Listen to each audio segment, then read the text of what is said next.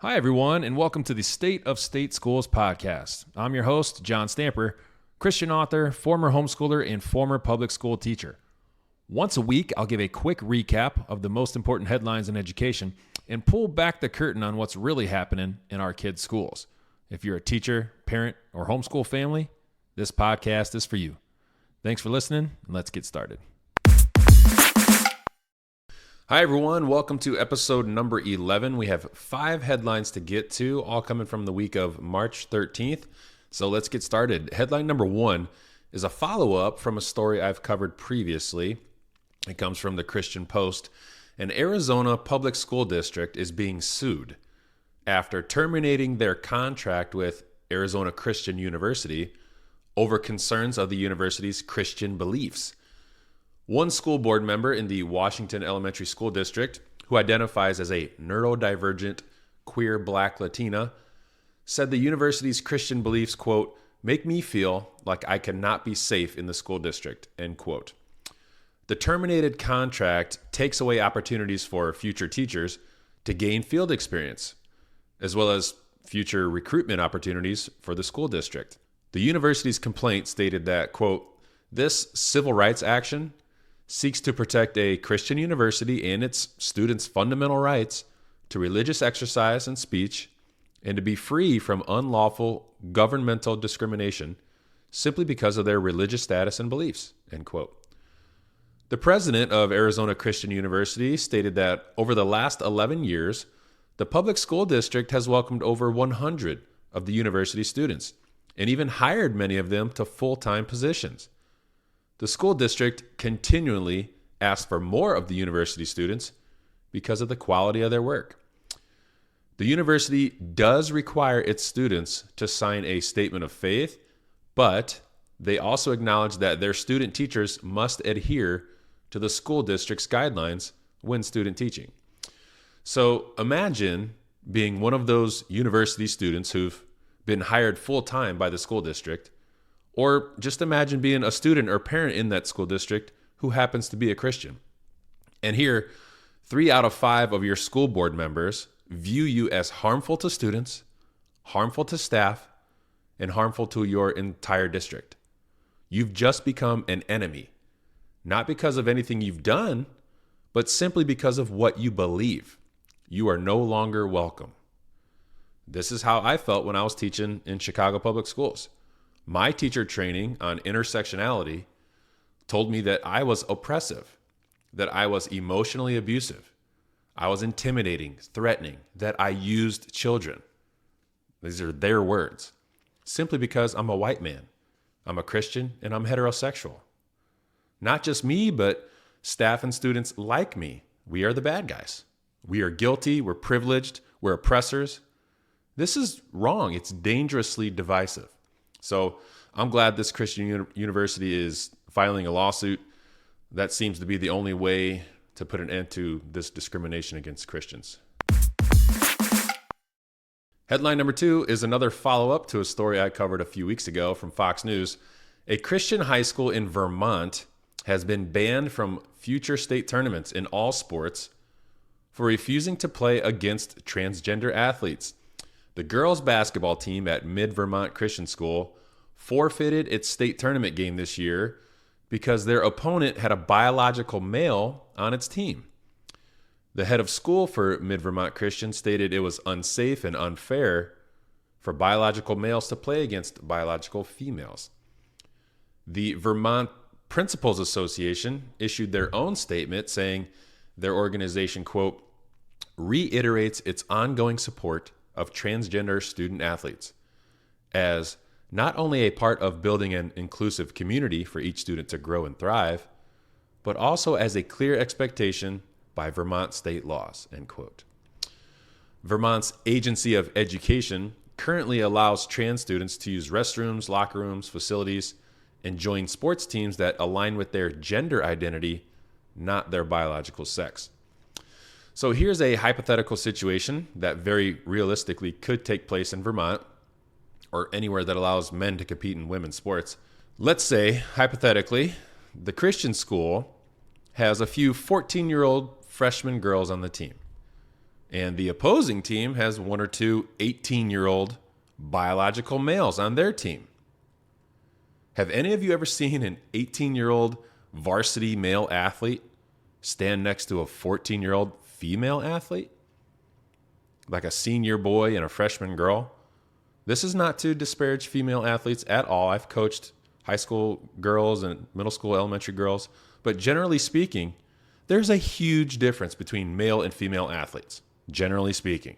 I'm a former varsity coach and PE teacher. I've coached every level of athlete, K through 12, boys and girls, and there's no way I would ever say this situation is fair or safe. It's completely unsafe. It's completely unfair. Not to mention completely dishonest and unethical because you're lying to the students.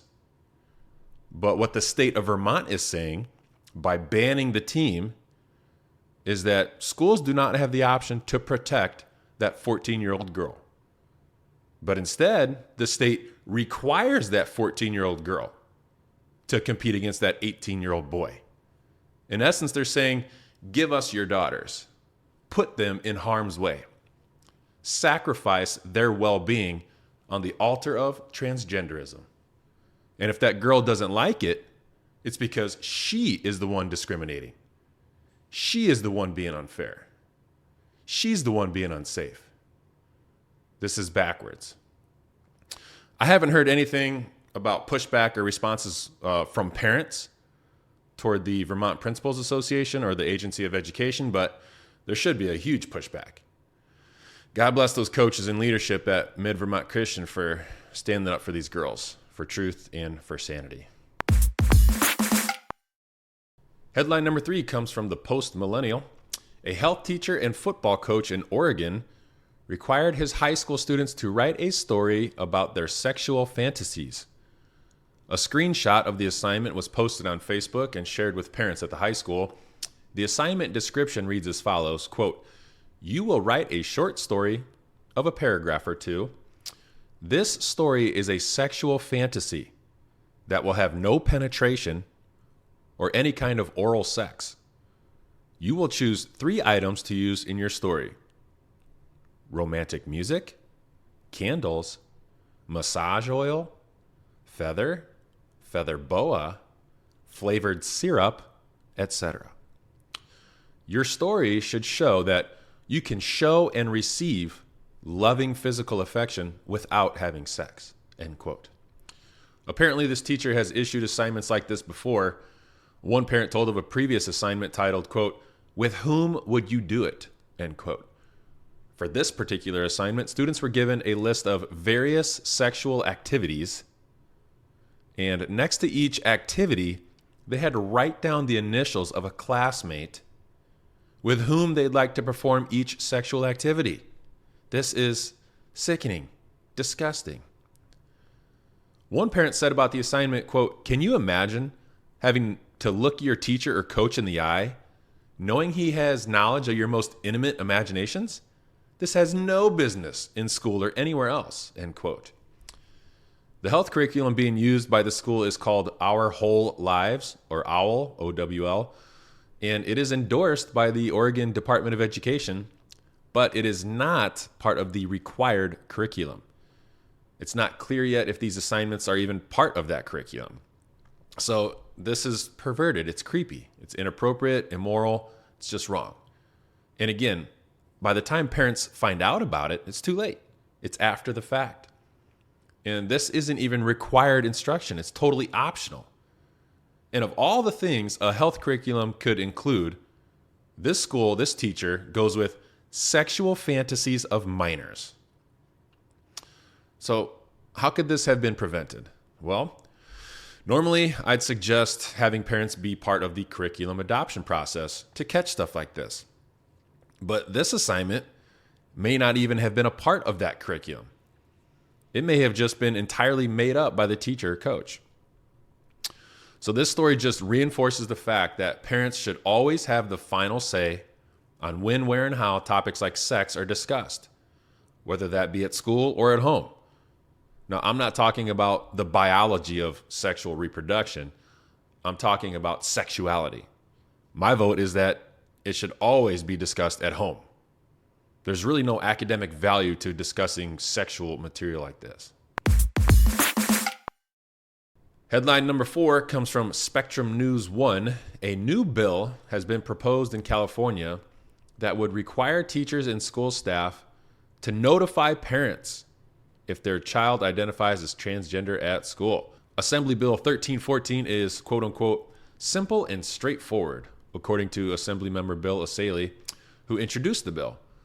He went on to say that, quote, if a child requests to be publicly addressed by a gender pronoun other than their sex at birth, or to use facilities of a different gender, a parent must be notified, end quote. The bill was introduced at a press conference outside of Jurupa High School, where a high school teacher was recently fired after refusing to lie to parents about their child's trans identity. She was fired because she refused to lie to parents. So, this bill directly addresses a huge issue that's all over the country right now, the topic of notifying parents.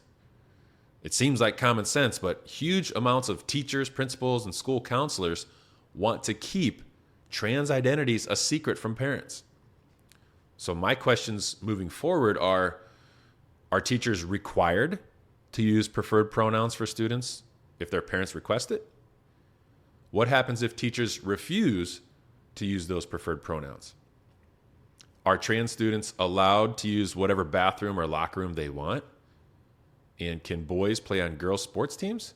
States all over the country are taking up these issues, and each state is handling it differently. The bottom line is, parents, teachers, if you're in the public school system, then be ready for these types of fights. Be ready to take a stand in the face of huge opposition, like this teacher who was fired. But stand up for your kids, stand up for Christian morals, and speak the truth in love. Headline number 5 is our last headline, so I'll leave you with a good news story from the Christian Post. Coach Joe Kennedy, you may remember him as the high school football coach who was punished for praying on the field after games. Well, he has finally been reinstated after nearly 8 years. The initial suspension happened in 2015 and was the result of what the school district said was a violation of the Establishment Clause in the First Amendment. Well, after a long string of legal defeats in circuit courts, the Supreme Court ruled in favor of Coach Kennedy by a vote of 6-3. Justice Neil Gorsuch wrote for the majority saying, quote, Kennedy prayed during a period when school employees were free to speak with a friend, call for a reservation at a restaurant, check email, or attend to other personal matters. He offered his prayers quietly while his students were otherwise occupied. Still, the Bremerton School District disciplined him anyway. Both the free exercise and free speech clauses of the First Amendment protect expressions like Mr. Kennedy's. The Constitution and the best of our traditions counsel mutual respect and tolerance, not censorship and suppression for religious and non-religious views alike, end quote. So the coach is back. And that's all we have for this week. That's the State of State Schools. Take care.